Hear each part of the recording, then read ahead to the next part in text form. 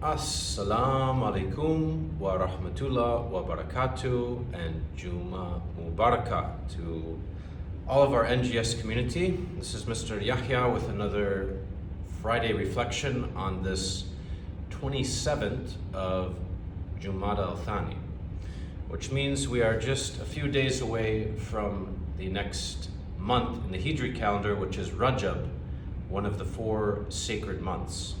And if you look up to the sky tonight, you'll likely see the Hilal moon, which means the end of the month is indeed on its way, and we'll look for that new sliver of the moon, the Hilal of Rajab. And keep in mind then that sighting will mean that Ramadan, inshallah, is a mere 2 months away. May we all see this blessed month and be able to fast this year in 1444. Today, I would like to reflect a bit on this special book that was given to me during my trip to Turkey. It's called The Heritage of Technology in the Golden Age. And note here, it is not for sale. I hope that one day it is, because it's a pretty amazing book. And what it speaks to is the greatness of the past Islamic civilizations. We often hear this term, the Golden Age of Islam, and this often refers to all of the scientific advances that happened roughly between the middle of the 8th century Hijri, of the Gregorian calendar, 8th century, up into the 16th century. So many advancements were taken from the Greeks and the Romans and brought to a next level of creativity and innovation. So this period was about 800 years.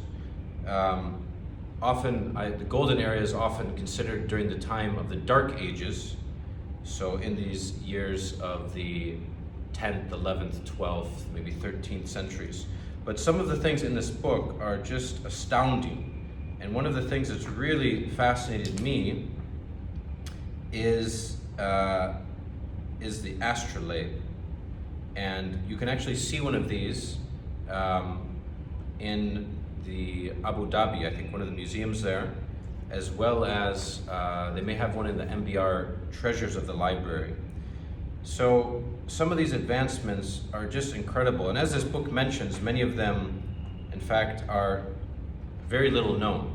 So this book goes into astronomy, it goes into geography and navigation, military technology, chemistry, medicine, geometry, clocks, which I know our grade 2 is studying, looking at sundials, for example.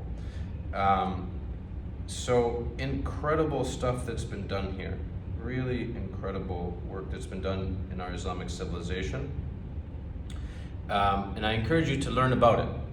So this book, I hope, will be for sale soon, but you can probably find the 1001 inventions from the Islamic world. And you can find a lot online as well. I'll post an article about the astrolabe, which the article mentions is like the first iPhone. So pretty fascinating. But the real message here is to learn about our history, our Islamic history, to take pride in these great achievements that were done with a level of ihsan, of excellence, of ikhlas, of sincerity, and of istiqamah, of steadfastness. And we can feel inspired to do the same in our time. Our civilization is capable of this, and it's capable of these types of achievements again, inshallah. Which speaks to the need to take our education very seriously and as a form of ibadah. We know that seeking knowledge, in fact, is a form of ibadah, and it's a command upon all Muslims to seek knowledge and to put it into action, beneficial action.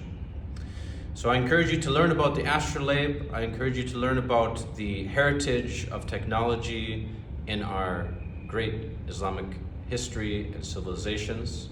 And perhaps you can make the next great invention or innovation. Have a blessed Friday. Fi aman Allah wa assalamu alaikum wa rahmatullah wa barakatuh.